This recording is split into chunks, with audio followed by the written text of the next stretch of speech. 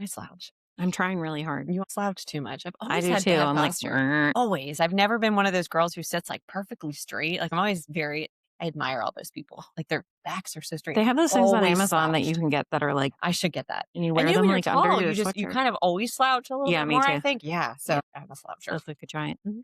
Hi, welcome back. Here we are. Here we are. So we are going to start a new series on different topics. And during the series is called What Do I Do When? So it's going to be helpful advice to actual questions in very specific scenarios. So Yes. today we're going to kick the series off with relationships because it's Valentine's Day. So I It feel is like going to be Valentine's Day. Valentine's month. It's the month of Yes. love. Yeah. When this comes out, it will be the week of Valentine's weeks.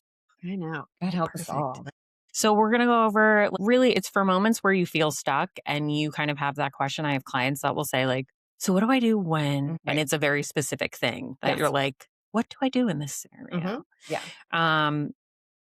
And we're going to, relationships are messy and beautiful. Yes. And they can give us all the feelings and also all the confusion. They can. You know? Yep. My headphones look so. Yeah, the Princess Leia look going on with those I know things. it's not great. Yeah. It's really not the best. So would you like to kick us off? All right. So what do I do if I feel like I'm being silenced in a relationship? The stonewalling. And to give your partner a little bit of credit, it's not as if you haven't expressed what you feel. It's that you've expressed it and that person feels like, I'm not talking about this anymore. Like asked and answered. Like, we've done this already. I'm done. I want to move on. But you're not done. Like, you are not done. So now I feel like I'm just stuck. You silenced me. Now what am I supposed to do? And so I'm just stuck with these feelings. But so one of the things that we would suggest that you do is you still express those feelings. Just we remove the target of the person that you were talking to before, because it will get you nowhere. And we can probably talk about what to do if a conversation or an argument is not ending appropriately. But if the person has said, I'm done with this, I hear you, I agree with what you were saying, but I need to be done with this conversation. And you still have large feelings about it. You feel like you're a little bit silenced. So what do? You can write those feelings out, right? You journal them. You write a letter to yourself. You write a letter to someone else that you're never going to send to. You can do those things. You can call somebody who you trust, somebody who will not feed into it in a negative way, somebody who will not make things worse, but somebody who will be like, when you call and you go, I need to vent. And they're like, I'm locked in. Go ahead. Vent away. And so that you vent to that person, you feel better, you get it out. But that person, again, does not gaslight you, does not try to make things worse, does not fuel you in a negative place, just allows you to vent and get it out. So the key is still get those feelings out. Don't be silenced, but we just don't have to do it to the same Change person. your audience. Yeah. Pick a new target. Yes. Okay. What do I do when I am the only one bringing things up? That's a good one. It is a good one. There's always one person who communicates more in a relationship, I think. Yeah. Right? Yeah. There's a talker. Yeah. Yeah. There's usually always. Is it you? It's 100% me. Don't think it's me. Wait, think for Dan real? It's not me. Yeah. Oh my gosh. Yeah. Wait, does he bring stuff up? Yeah. Yeah. He's a good talker. Get him. Yes. He's very good at that. 5. Yeah. I think I would be more of the, if somebody's like, what's wrong with you? And I'm more of the like, nothing. Right. Yeah. That tracks. Right. Yeah. And he would be more of a, obviously something's wrong. Like what? So yeah, I think I'm going to own it that I am. I appreciate your honesty. So does the audience. They appreciate the transparency. So say it once clearly, but also stop over explaining. Stop doing that. When we do that, we're like eroding ourselves. So don't say it multiple times and maybe they just didn't hear me. Yeah. Here's an example. Oh, Kate, I'm so sorry that I was late. And you go, answer me back like you would. We're in a relationship. I told you, sorry, I'm late. Like our actual relationship or a dysfunctional one? Yeah. No, a real one. Okay. I'd be like, yeah, no worries. No, but seriously, like, I'm so sorry I'm late. I was going to get here on time, but like there was a big accident and I'm so sorry. Yeah, no worries. I know, but I just don't want you to be mad at me. No, I'm not mad at you. Right? Like there has to be a and part then you go, but you're looking at me kind of weird and I feel like you might be mad at me. So we just, we're not doing, that's over explaining. And that's really, we're doing that because I'm trying to soothe my anxiety through you. There it is. And it's going to go sideways. It's never going to go well. And oftentimes in a relationship, you have to check yourself. Is this my anxiety talking? Am I chasing my anxiety, my fear? I think you might be mad at me. I feel like you might be mad at me. I really think you are, but you're not telling me. That's my anxiety. And this goes with similar, but like, what do I do when I'm the only one checking in? Kind of like, you seem off. You okay? Yes. Respond how you would. I'm good. But you don't, when you came in, you were kind of quiet. Yeah, I'm good. I don't know. You just shrug your shoulders. I'm getting a vibe. I'm tired. It's fine. Okay. Yeah. So we're not going to do that. So Mhm, sometimes it's noticing the urge to check in and noticing this is really about alleviating my mhm, anxiety than it is about making a connection with the other person. So I'm going to distract myself, do something else, and I'm going to resist the temptation of doing it. I'm going to ride the wave of discomfort and then I'm going to see what happens. mhm. Oftentimes, just giving something space is huge in a Always relationship. Yeah, we're space. always so worried Always. about not giving space. Like, we've got to fix this right now. We've got to finish this talk. We've got to finish this Oh, argument. yeah. And sometimes space will de-escalate everyone. Go to bed unresolved, not angry. Go to bed. It is okay to go to bed I know unresolved. I hate that It phrase. Like those people who say we never go to bed angry. I'm I'm like, like, "That's really? codependent as shit. That's kinda fucked up." Right? My husband steals those covers in the middle of the night. Now I'm angry again. Mhm. Like, I can get angry in the middle of the night. Yeah, Like if that. someone's snoring, forget it. Oh my You that's like God. a Oh my murderous God. rage. Yeah, Like, like I get get CPAP angry for in the the middle of that love night. of God. Look like Darth Vader with that thing, but everyone will be Yeah, happier. so I went to bed, I wasn't angry, but now Like, I now am. I'm pissed. Yeah, I can Yes. get angry in the middle of the night, please. Okay. What else you got? I got what happens if you are overstimulated? What do I do if I'm overstimulated in a That's a good conversation? one. So it might have gotten a little escalated, and maybe it's nothing big, but to me, the volume has gotten loud or the tension has risen. And now I'm very overstimulated. And all I want to do is just leave. I want to get out of there. Oh, yeah, What do that's you me, do? yeah. Yeah, what I do you wanna do? bolt. Because you can't really just up and grab your keys and leave because that sends a horrible message about our communication. Hmm. But it's time to press pause. Tell your partner, I know you do not mean this, but I am feeling extremely overstimulated right now. Can I have a couple minutes? Can I take a couple minutes? I'm just going to go outside for a minute. I'm Mhm. going to go upstairs. I'm going to go use the restroom for a minute, but whatever you need to do, but take some time and then come back. But it's okay to just understand I'm getting overstimulated because if you don't call it out and you let it go, you can escalate a conversation, Mhm. right? Because now your emotions are going to start to really come out. And that's where we start to overreact to each other's emotions. Not the fifis. Not the fifis. Not those pesky Let's old. not have those come out. No. How about what do I do when I feel like an option and not a priority? Mm. Anyone ever feel like that? If you haven't been in a relationship where you felt like you were an option but not a priority, maybe you cannot get with this. I understand it. But looking back in your history of relationships, if there has been a time where you're like, or can I just say like a convenience, Yeah. right? Like I remember I was in a relationship and I was absolutely just a convenience. I was like, yeah, they treated me like, yeah, you're here. You're my girlfriend for now, I guess. Yeah. And that was the tone of the relationship. You were like the dining room rug. Like, "Nah, I didn't really Seriously. choose it, but Right. I mean, it's here. it's not awful enough that I Right. At am some inclined to point, change I'm it." gonna wanna go to Home Goods and get a new one, Maybe, but but that takes energy I'm and gonna you're wait till here. that thing is threadbare. I hear I'm you, gonna wait man. till it's broken beyond Yeah. repair, then I'll fix Mhm. it. How many people have done that shit? So what are we doing about it? So what do we do about that? So one is express the feeling. And so expressing the feeling, making sure to the best of our ability that we use I statements. So you can say, I'm feeling, I'm noticing, I'm experiencing. So you put it back on you, not the other person. Mhm, So I notice I'm feeling disconnected. I'm noticing that I'm feeling kind of lonely. I notice when we sit in the same room and I talk to you and you're on your phone that I'm feeling mhm. and invisible and etc. So you're talking about your experience. You're just Right. expressing that to your partner and then make one very, very specific, measurable request. Oh, For that's huge. example, so it's not like make my priority. What in the hell What does does that? that That mean? might mean something very different to you than it does to me. Absolutely. So if we don't clarify that, then you're thinking, I'm doing it. And I'm thinking, no, you're not. Right. And then Yeah, we're going to have the same argument again. absolutely. So for the example I gave, the specific request could be when I'm talking to you, can you please not have your phone in your Mhm. hands? I can see if you're doing that. Right. That's a tangible thing. You're either doing it or not doing it. There's no guessing. We're both here. We can see you either doing it or you're not Mhm. doing it. So make one small request and then self care, self care, self care, self care. Be kind to yourself. So just because you have a feeling that maybe can't be like solved, fixed, alleviated in the moment doesn't mean that you don't need to feel cared for, Mhm. but you can offer that to yourself. So maybe I'm going to call a friend, I'm going to take a Right. walk, I'm going to take a bath, I'm going to watch a show that I like and do something that's soothing for Mhm. me. Yeah. I want to touch base on what you said about making the request. And one of the things when I did couples counseling forever ago was one of the most common things that people will come in with is domestic arguments, right? Like things about the house or the bills or whatever. One of the phrases that would always come up, oftentimes it would be the female would say this. I don't know I have to ask him Oh or god tell damn it. him to do certain things, to, vacuum or, Mhm. dust or do whatever, Mhm. right? Um, and and that would be like a huge sticking point. And as much as it irritated clients, and my answer probably will be like nails on a chalkboard for a lot of people out there right now, but the answer wasn't, "Oh, you're right, you shouldn't have to." Right? Never.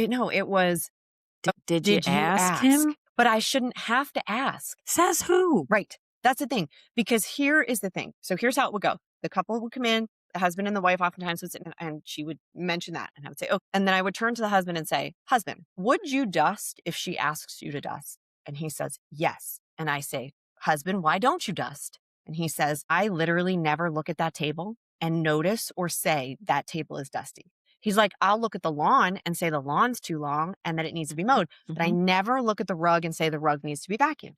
I Mhm. said, "Fair enough." I turn to wife and I say, "Wife or girlfriend or partner, do you want him to dust or do you just want him to think about dusting?"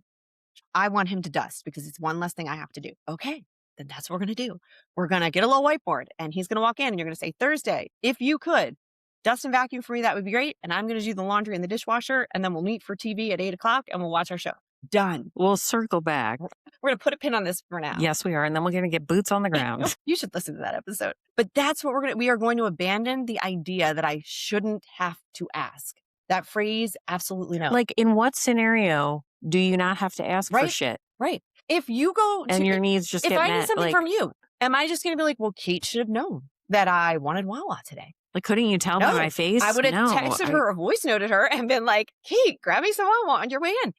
And we would have never thought the difference. But when there's a relationship, a partnership, an intimate partnership, oftentimes there is this abandonment of those normalities. And we just assume if you love me, you know exactly what I want you to do. That's not true. We don't it's function like also that. it's not healthy, when people are like, "We can finish each other's sentences." I'm like, "That's codependent." And, if I I can can't even finish my anticipate, own sentence. yeah, all of your needs, that too is Yeah. codependent. Yeah. No, we don't need to do that. Yeah. So another thing, and it kind of goes like this: what do I do when I feel annoying for needing reassurance? I have a lot of people that will say that, Okay. especially in dating. But I would go back to the ask once, "Are you okay? You seem upset with me." "No, I'm fine." Take it at face value. Right. If you have what I call afterburn, right? The feelings are like they gave me the answer, but it did nothing for me. And I'm still feeling like you're mad at me. And oh my God, oh my God. You need to go soothe yourself. So take a break, take a walk, do whatever, call a friend, say, "I'm feeling all kinds of ways, give it time, Hmm. do that." But also giving yourself permission to say, I might be a person that has some anxious attachment Sure. and I am working on that. Yeah. And I am working on not making my partner responsible for emotionally regulating me. I think Right. that is one of the most damaging things that can happen in a relationship. Like when couples come in, the thing that they usually, "Well, what brings you in today?" Yeah. They'll be like, "Our communication sucks." And Right. it's like, it's not really actually about that. But the dynamic of I have unknowingly, I'm not even aware and you're not aware, but I have made you principally in charge Mm-hmm. of emotionally regulating me, which is a job you didn't ask for, you're not qualified for. So you're Right. obviously failing at it. And now I'm getting resentful of you. And I think there's a difference between that and emotionally supporting your partner. So Correct. let's draw the line between the two. What Kate is speaking about is this unhealthy attachment.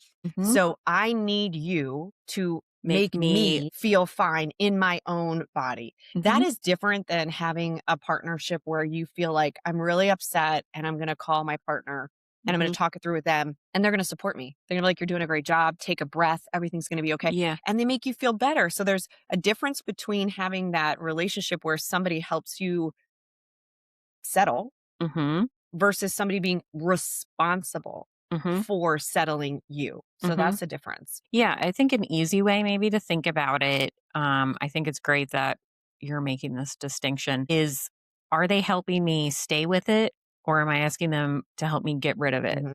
So getting rid of, that's why they're called coping skills. You cope with them. Right. They're not called getting rid of skills. So if someone is completely alleviating my emotional experience, I might have and likely did sort of put them in a role where they are responsible.